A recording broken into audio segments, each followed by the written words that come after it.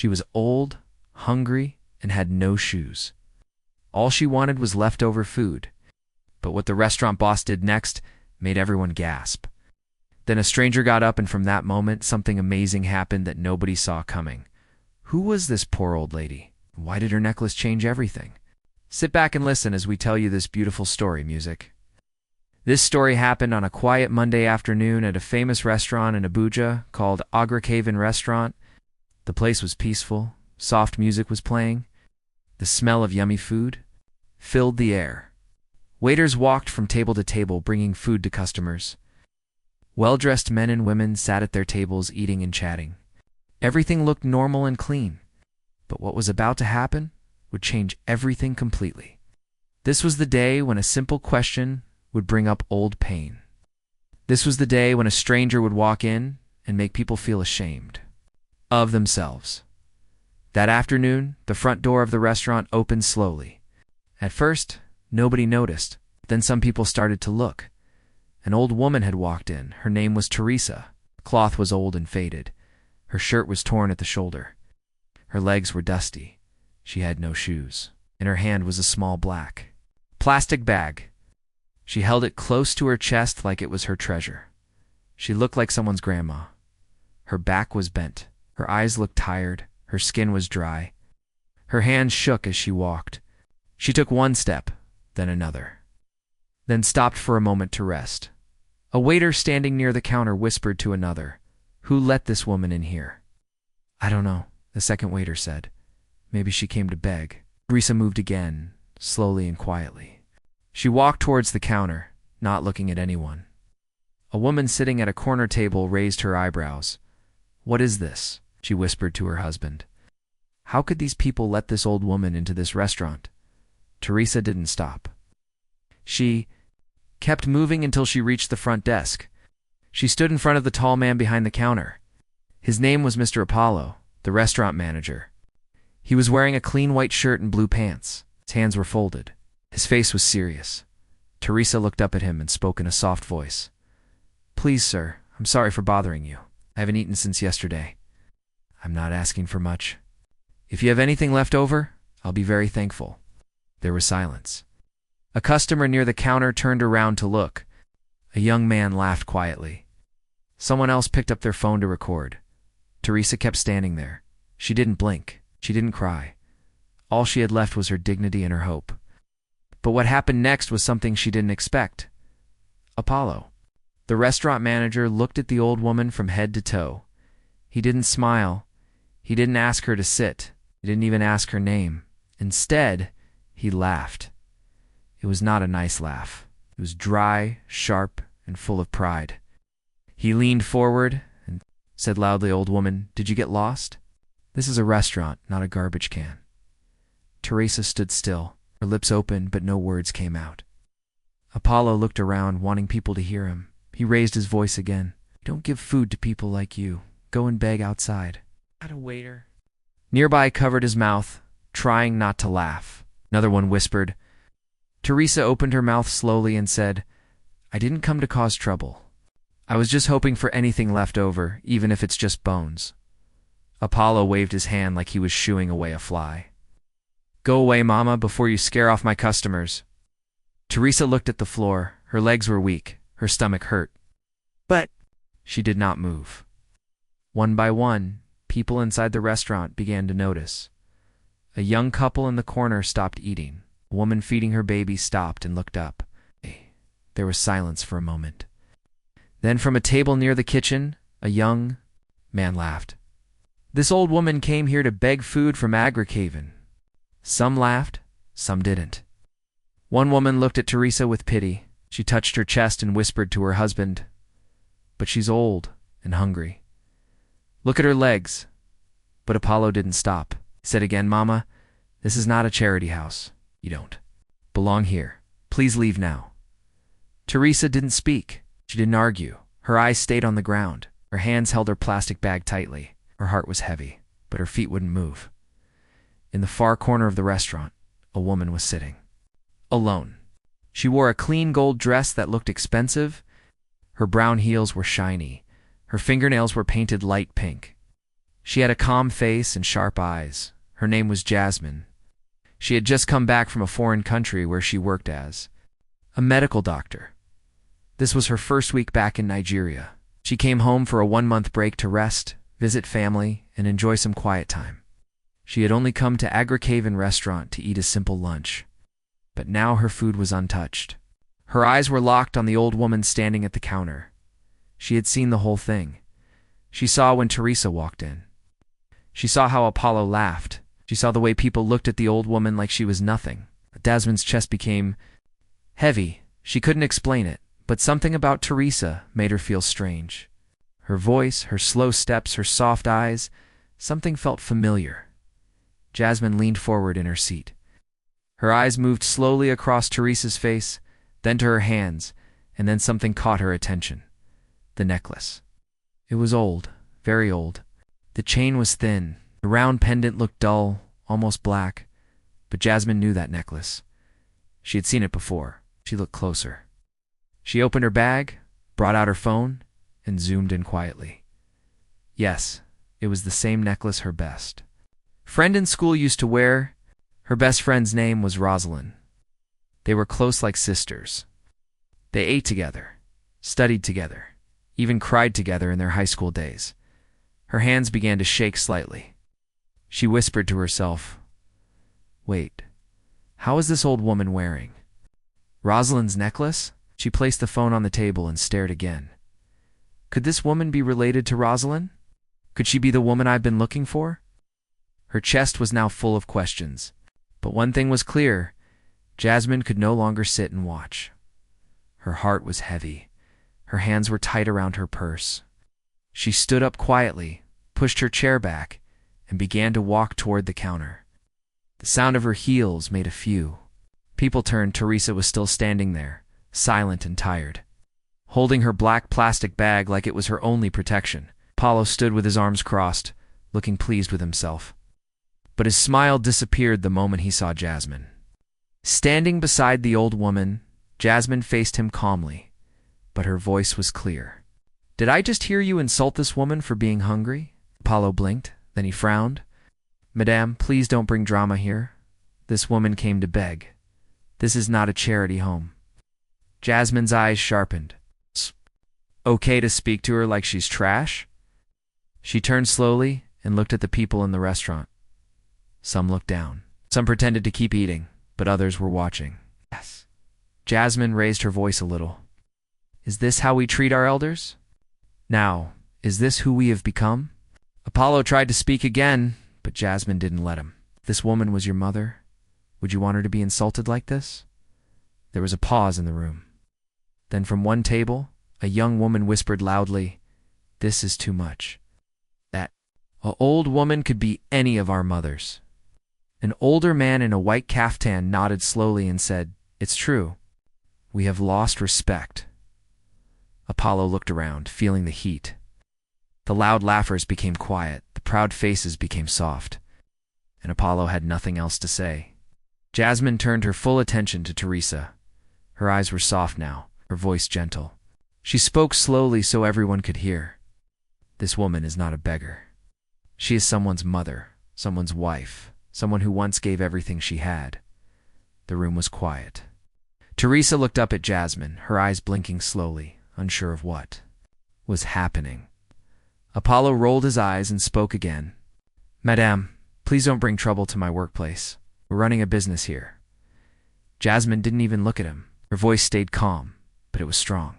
"Keep talking, Mr. Manager.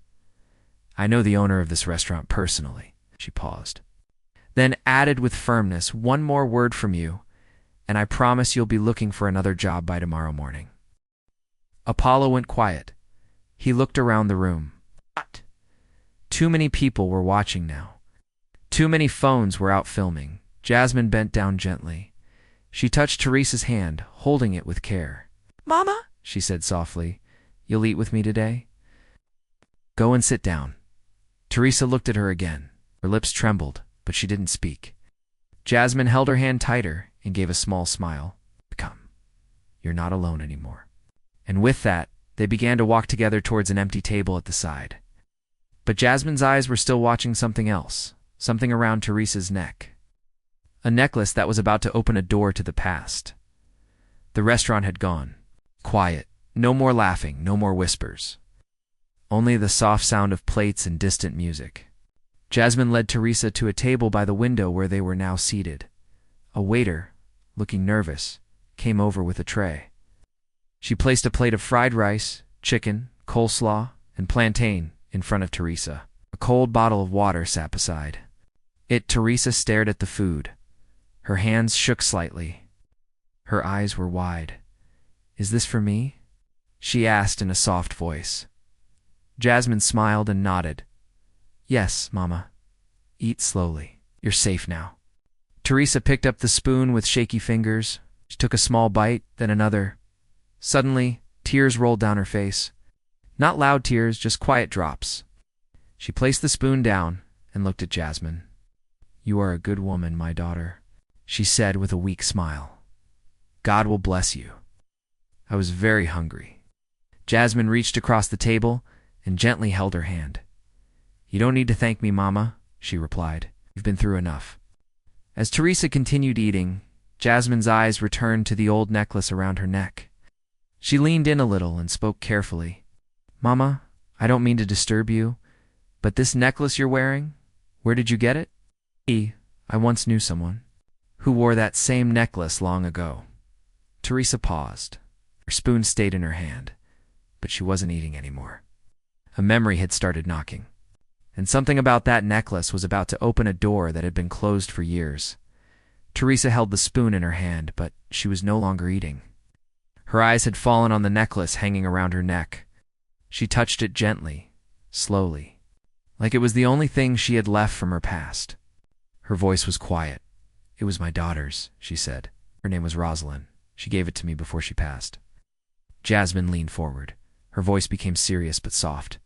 "Rosalind? What was her last name?" Teresa looked up, her lips shaking. "Massimo," she said. "Rosalind, Massimo, my only child, my only joy." A sickness took her away from me. Jasmine suddenly froze. She reached into her bag quickly. Her fingers searched through papers. She brought out an old photo. The edges were torn and the colors had faded, but the faces in it were clear. She held the photo with both hands and looked at Teresa.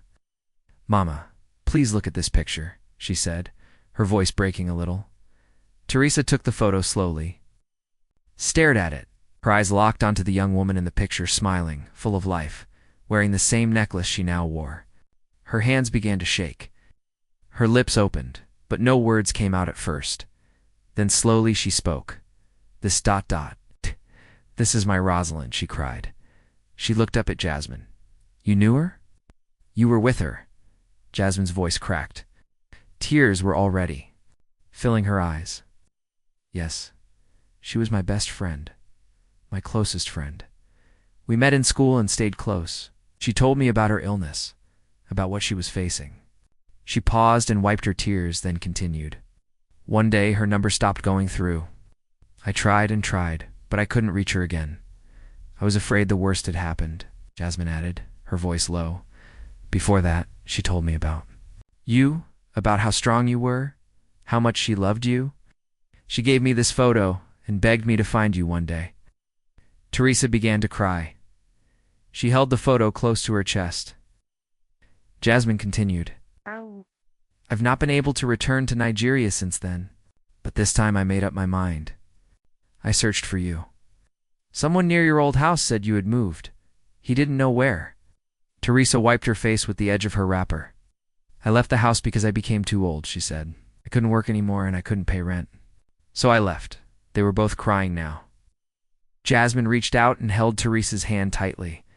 They didn't care who was watching. The moment was too deep, too real, too powerful. Two hearts broken by time, now healing in the middle of a busy restaurant. Just a few days later, everything changed for Teresa. Jasmine did not stop at giving her food. She went far beyond what anyone expected. She bought a newly built beautiful house not far from her own home in Abuja.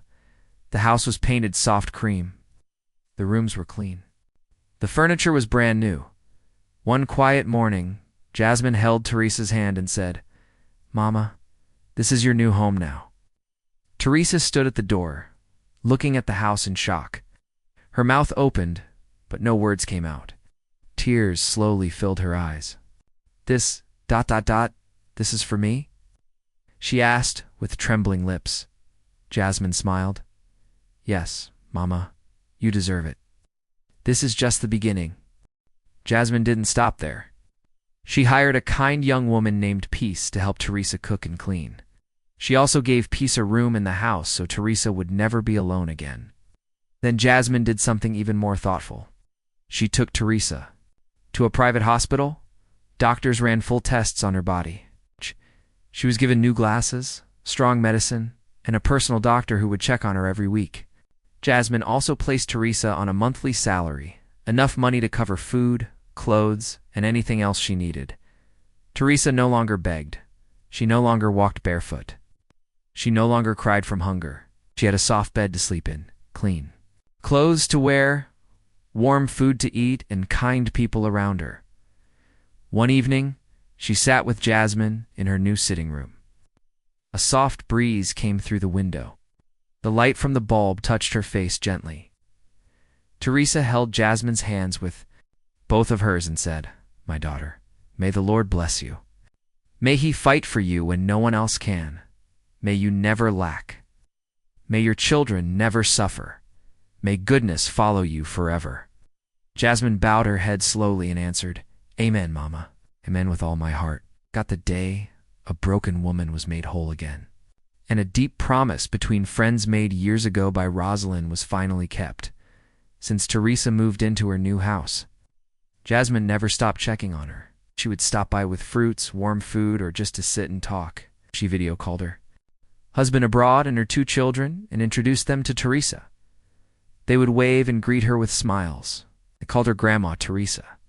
It made the old woman laugh. It made her heart feel full again.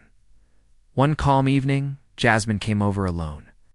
They sat in the compound. Teresa looked peaceful. Jasmine turned to her and said softly, "Mama, there's something I've never told you, and I think it's time you knew." Teresa looked at her and nodded gently. Jasmine took a deep breath. "I'm an orphan, Mama.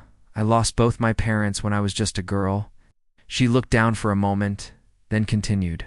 "When I was in secondary school, things were very hard for me. I used to do small jobs after school. I washed clothes, cleaned shops, sold ground nuts, just to pay my school fees and feed myself." Teresa listened with deep attention. Her eyes were calm. "And whenever I couldn't meet up, your daughter Rosalind always found a way to help me." Jasmine's voice started to shake. She would give me money, food, books, even without me asking. She never made me feel small, just helped like a sister. She wiped a tear from her cheek, then smiled a little. She was more than a friend. She was the only family I had. Jasmine paused again. The wind blew softly between them. Then she said something that made Teresa hold her breath. "Mama Rosalind is the one who helped me travel abroad?" Teresa blinked, but she couldn't believe what she was hearing. Jasmine continued, "I got a scholarship to study abroad, but I didn't take it seriously because there was no way I could afford the flight ticket. When I told Rosalind, she became so excited. But I told her to calm down, that there was no way I could go. She looked me in the eye and said, 'God wouldn't give you a scholarship if He didn't already have a plan to send you there.' She told me not to doubt God, that if He brought me that far, He would take me further." Teresa's hand was now pressed against her chest. Jasmine went on. "A week later, she ran to me smiling like a child. She told me that her late father's gratuity, which she had applied for a long time ago, had finally been paid. She used part of that money to pay for my passport, my visa, my ticket, and everything I needed to travel." Jasmine's eyes filled with tears again. "Mama, everything I am today was made possible by your daughter." Teresa was crying now too. Quiet tears, but deep ones. She didn't speak. She couldn't. Her heart was too full. Jasmine reached out and held her hand. "I know I can never take the place of your daughter," she said. "But I want you to know this. As long as I am alive, you will never lack anything. Never. You are not alone, Mama. I am here for you now." Teresa squeezed her hand. Her lips moved, but only one word came out. "Thank you."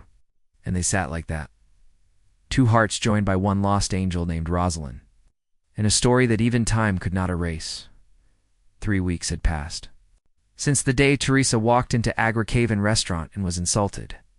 That day still lived in the hearts of many who witnessed it. But one young woman at the restaurant did more than just feel bad. Her name was Janny, had been sitting near the door, quietly eating with her sister when it all happened. Saw Apollo insult an old hungry woman. She saw him laugh loudly and cruelly. She also saw how Jasmine stood up for the old woman and how everything changed. Janny could not sleep that night. So the next morning, she sat down and wrote about it. She wrote everything from how Apollo shouted to how he mocked Teresa to how the same woman ended up being honored by a stranger. She posted the story online with the title, "This happened 3 weeks ago in an Abuja restaurant and it broke my heart." She didn't mention the restaurant's name, but someone else did in the comments. Then another person, then another. Within 3 days, the post had over 10,000 shares. People were angry. They asked, "Who is this manager that laughed at a hungry old woman? Why is he still working there?" By the 5th day, the restaurant owner, a woman named Madame Stella, received a message from her daughter abroad. "Mommy," it read, "your manager is trending for the wrong reason." She opened the post and read everything. Her hands began to shake with shame. She couldn't believe what Apollo had done under her roof. Her restaurant was known for class and care, but now people were calling it a place that disrespects elders and mocks the poor. She picked up her phone and called the restaurant. "Tell Apollo not to come back," she said to her head supervisor. "Pack his things. His time here is over." The next day, Apollo came to work in his usual proud walk. His name tag was no longer on the counter. His locker was empty, and a white envelope with his name sat quietly on the desk. Inside, it was a simple note: "You no longer work here. Management." He stood still for a while, silent, shocked. But no one pitied him because the world had already seen what he did. And now he had to face it. Life can change in just one moment, for good or for bad. Teresa entered that restaurant with an empty stomach and no one to help her. But she left with a full heart and a new family. Let this story remind us all, never look down on anyone because of their condition. You don't know their story. You don't know what they once had. And you don't know what God is about to do in their life. Today, that old woman who was laughed at is now living in peace, joy, and comfort. And the man who mocked her, he lost his job because of one act of pride and wickedness. What lesson did you learn from this story? Please drop your thoughts in the comment section below. I would love to read from you. Another powerful and emotional story is coming your way in a few days. So don't forget to subscribe to this channel and turn on your notification bell so you'll be the first to watch it the moment it drops. If you enjoyed this story, please hit the like button and share it with your friends and loved ones. Thank you so much for watching. God bless you always.